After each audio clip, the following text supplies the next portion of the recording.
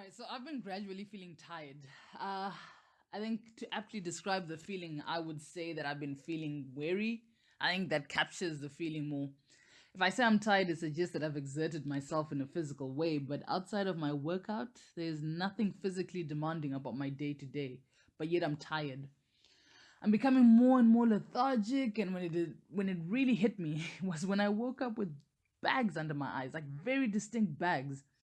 And not the rough night kind of bags, but the welcome back from defeating Thanos kind of bags. I started trying to retrace my steps, and by steps, I mean the 10 steps it takes from my lounge area to my bedroom.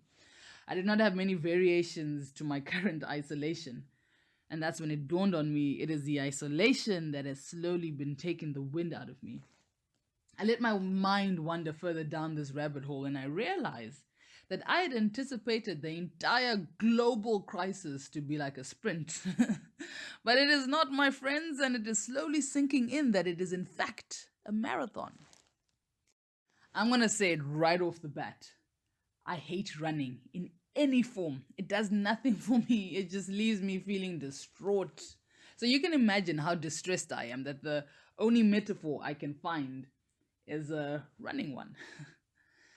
So, how have I treated this like a sprint? Firstly, through no fault of my own, I was in fact informed about when this mandatory lockdown was going to end. And like a sprint, I could see the finish line from the start. I had an end in sight, and I felt like it's time to ramp up that can do attitude and make the most of a horrid situation. I was locked and ready with the end in sight. I was going to remain positive because it's less than a month. I could hold down the fort. I was a woman on a mission. I would wake up, get ready for online lessons, no video, but I aimed to look professional. Taught my first two lessons, then got my sweat on, took a shower, got ready for my third lesson. Boom, done, nailed it.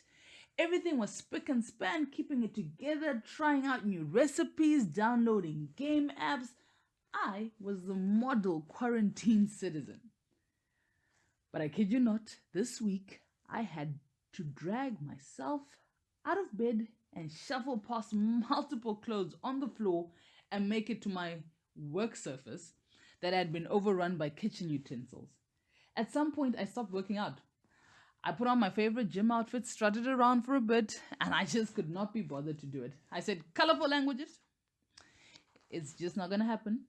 I could not summon the strength to do it.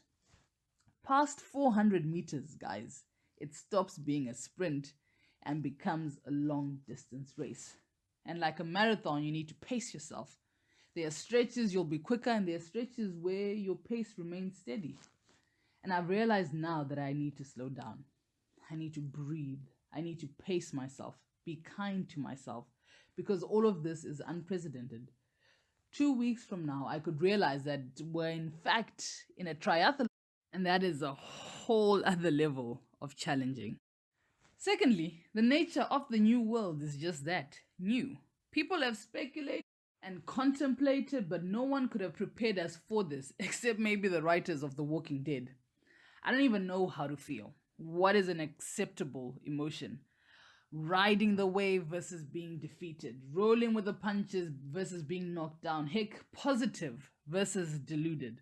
I know deluded sounds extreme, but I have not comprehended the full implications of it all. I haven't. I'm not even talking about the nature of the virus and the statistics that follow it. I'm talking about people.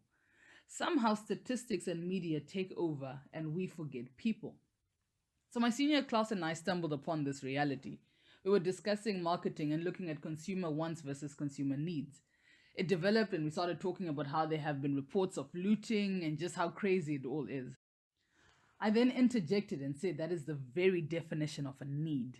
In an African context, a lot of our communities are impoverished. They don't have enough to have enough for the end of the day, and that's for one meal a day. People. I'm talking about the underlying fear in the back of my head, the fear that one of my people does not become a statistic or a media sensation. I'm so far away from anything that resembles my own DNA or my chosen tribe. I have not allowed myself to process that.